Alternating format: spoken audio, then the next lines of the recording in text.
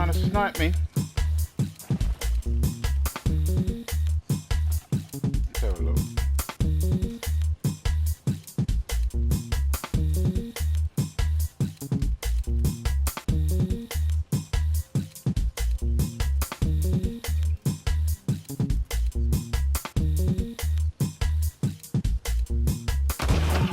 Oh!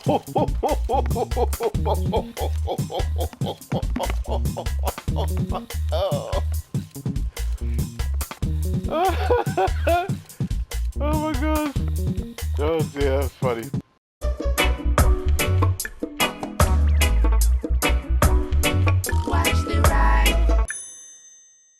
Greetings one and all, this is Rhythmworks and welcome to my channel. Now, yeah, it's a face cam video. I thought I'd do something different because, you know, I've been streaming and playing and streaming and, you know, nobody's really seeing my face and my expressions or capturing my incessant laughter and all of that stuff. But I thought I'd do a face cam video for you, right? In fact, you know what, let me just take off my glasses because my glasses are held together by a string and that looks kind of embarrassing. But anyway, let's see if I look, yeah, ready for my close-up, Mr. DeMille.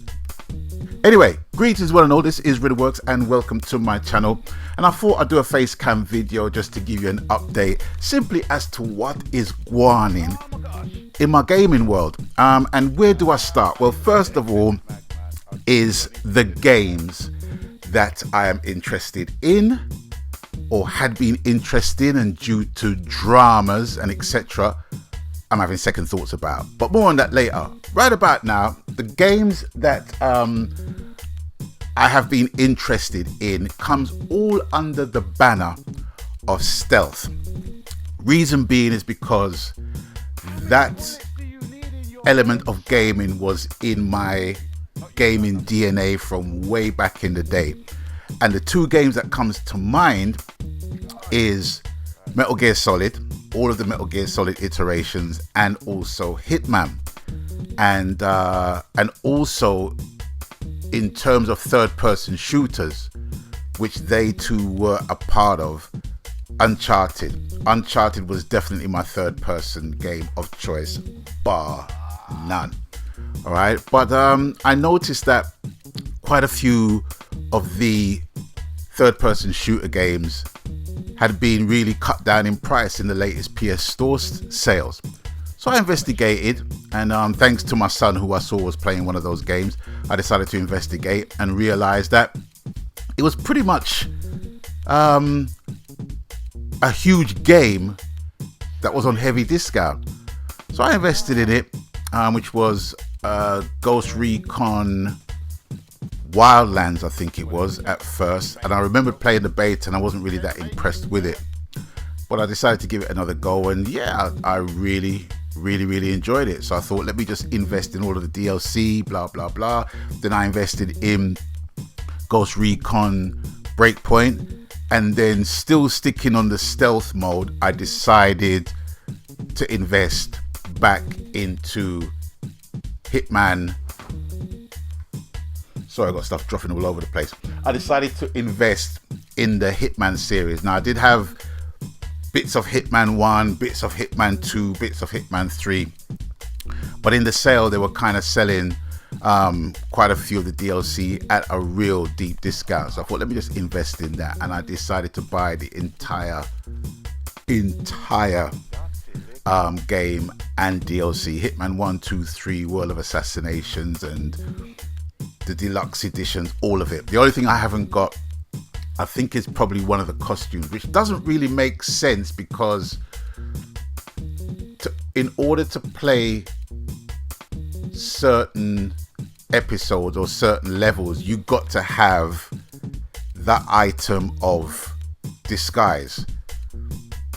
And I'm thinking, well, why do I have to pay £3.99 for that? But anyway, having said that, I managed to get them for nothing because I was able to redeem £10 in my wallet by playing the PlayStation Stars application promotion, which is simply basically, it's a loyalty program for anybody who's on PlayStation. If you buy games, if you play certain games, if you play for a certain amount of time, you get points, and the points add up. And I think it's 1,500 points, you get £5 in your PlayStation wallet. And obviously I had like around 3,000 odd, so I had £10 in my wallet, and I managed to buy the final elements of the DLC for Hitman.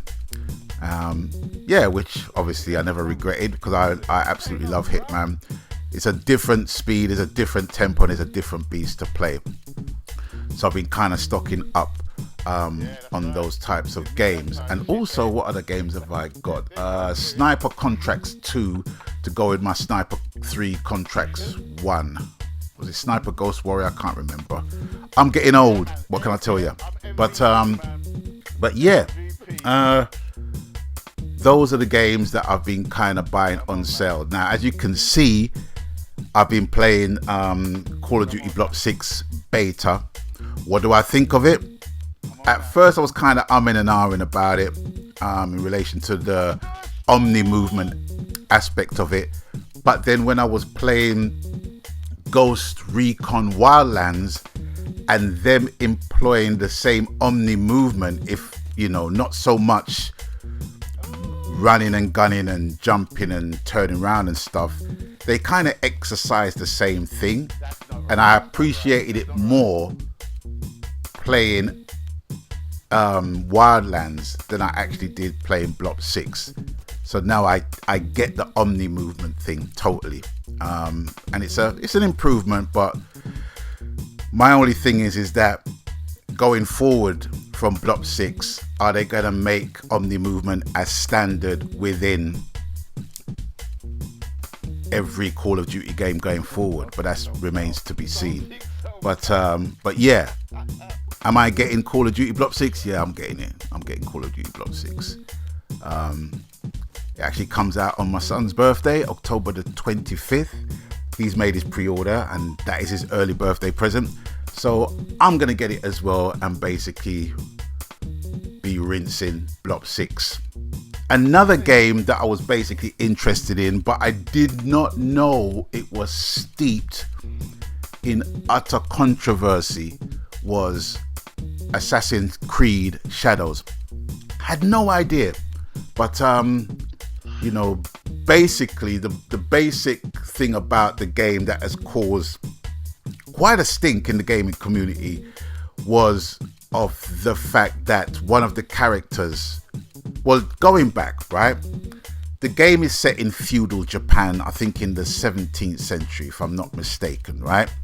And one of the main protagonists happens to be black, and the Japanese weren't really too happy about that, because there weren't really no black people in feudal Japan in the 17th century.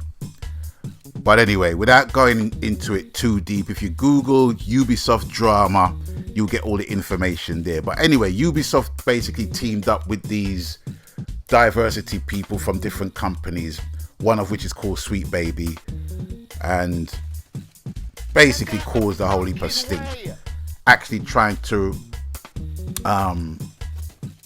get Ubisoft to have a go at the gamers for voicing their opinions, you know what I mean, basically. And it created such a stink that the upcoming release of Assassin's Creed Shadows was delayed. Has been recently delayed to February the 14th, 2025. Thinking that maybe this whole furore will dissipate and subside, and people will get back into the hype. But looking at the numbers and looking at the amount of thumbs down regional videos has had in Japan, in America, in Europe, I don't think it's gonna fare well. And considering that Sucker Punch has just released the trailer for the sequel of Ghost of Tsushima, ain't gonna do Ubisoft no favors either, because I tell you what, hands down, I'll be buying that game, because with Ghost of Tsushima is such a it's one of the most beautifully rich looking games I've ever played in my entire life of gaming, and that's no exaggeration. It's an absolutely gorgeous game to play, even on a PS4. Well, I've got a PS4 Pro, but yeah, it's just a gorgeous game to play. And for me, yeah, that I'll be getting that hands down, which kind of leads me on to the PS5. And I have to say, I have never been a late adopter to any of the PlayStations up to PS5. I've always bought a PlayStation on day one launch. PlayStation 1, PlayStation 2, PlayStation 3, PlayStation 4, PlayStation 4 Pro, PlayStation 5. Nah, I wasn't really in tune to that, considering the fact that COVID had a lot to do with it as well, and you know, games weren't really made with the optimum efficiency that the games needed to be made, and all that stuff, and simply people not working, people not socializing, you know, businesses closing down, and a lot of other variables. But as a result, never invested in the PS5, was quite happy with the PS4, and realizing that, you know, we're more or less halfway through the cycle of the PS5's console's life. And I had to think to myself, wow, what do I do now? Do I invest in one or not? And I decided to invest in one, not knowing that the PS5 Pro was imminent. And when I found out when they were going to reveal it, I decided to have a look, and then they slapped on the price, 700 quid. I filed that under jog on, mate. The only computer that I would buy for £700 would be my music production studio computer, because that will make back its money. £700 PlayStation ain't gonna make me no money. It's not gonna make no money back for me. So it was a clear decision. But then I thought about how that would fare with the release of the PS5 and how the sales would affect the PS5. And I thought, you know what? Sales of the vanilla PS5 is gonna freaking skyrocket. So said, so done. But that's my roundabout way of basically saying that I'm gonna try and invest in a PS5 Slim, because at least that will have the disk drive, and I'll be able to put like a 2 terabyte drive in there at some point. But really only put the games that I want in there, because you know, when you have a big drive and you got a whole heap of space, you tend to put in crap in there that you kind of impulse buy or you impulse play and don't really play it again. But anyway, yeah, so for me, PS5 Slim is going to be the way to go for me. I think that's going to be around 450 quid. But yeah, I need to get one for one very special reason, and that is GTA 6. What can I tell you? GTA 6 and the Ghost of Yotai or something like that, the sequel to Ghost of Tsushima. But I'm sure there's other games that has been released that I haven't seen yet. But anyway, I will be buying a PS4 Slim console. Yeah, pretty much. What else? I don't think there's really anything else really. But I just wanted to kind of give you a what's going on in a little heads up, face cam style as to my gaming journey, which still continues even at the age of 60 years old, 60. I love gaming, but yeah, it's kind of taking some twists and turns at the minute from a behind the scenes level, and I'm talking about developers and such. But yeah, I still enjoy gaming, and I intend to continue gaming for as long as I can. Oh, I forgot another game that I'm kind of keeping an eye on, which kind of got me into the whole YouTube thing, which is Undisputed, which is the first boxing game to be released on console since Fight Night Champion. Now, anybody who knows me will know that I'm a huge Fight Night Champion fanboy. No apology, I absolutely loved it. I played Fight Night Round 4 and Fight Night Champion. That was the Fight Night Round 4. Was it 3? No, Fight Night Round 3 was my introduction to the Fight Night series. So I played Fight Night Round 3, Round 4 and Champion. And since Undisputed dropped on computers, I've been checking out my brethren Pemby66's videos as to the game's performance and stuff like that. And you know, I ain't gonna lie, I was pretty underwhelmed. Maybe I had my rose tinted glasses on in relation to Fight Night Champion, but I just really wanted it to be Fight Night Champion. And even though they got like a bigger roster of licensed fighters, I don't know, man.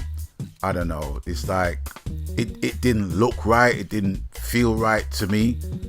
But in order for it to feel anything to me, I need to have the controller in my hand and basically play it, you know, because I'm not a PC guy. I will never be a PC guy when it comes to games. So, you know, I like the tactile nature of having a controller in your hand and playing.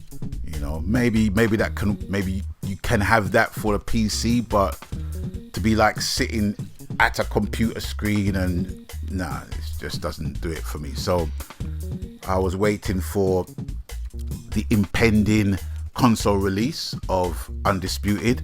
Already people have linked me up basically asking, are you going to buy the game? We're going to set up like a boxing league or something like that. And I said, well, you know, I'm going to wait. I'm going to wait for the reviews to come in. And I know that Pemby66 is going to give a totally unbiased review of that. So I'm waiting for his review and a couple of others as well. But it'll be nice to play a boxing game again on the back of Fight Night Champion. I absolutely loved that game. Loved that game. But then on the flip side, as with any fighting game, there's always room for cheaters and spammers and stuff like that. But hey, you can't, you know, it is what it is, right? So more or less, ladies and gentlemen, boys and girls, that is my summary of what's in my gaming life right now, what's on my gaming horizon, what's in my gaming landscape at the minute. Yeah, let me know what you got your eyes on. I'm a PlayStation gamer, obviously, but doesn't matter if you're Xbox, PC, whatever. Just let me know what you're interested in, what you have your eyes on, and what you got your ears to the ground on, and I'll investigate it and see if it's worth me parting my hard-earned cash for. But right about now, that's what's on my horizon. So I want to thank you for watching, thank you for stopping by, and as always, you done know the coup. Whatever the game, media, platform, format, genre, happy gaming. If you're happy gaming, not only am I happy for you, but I'm happy with you. So until we link up next time, people stay blessed. I'm out of here. Maganski. Laters.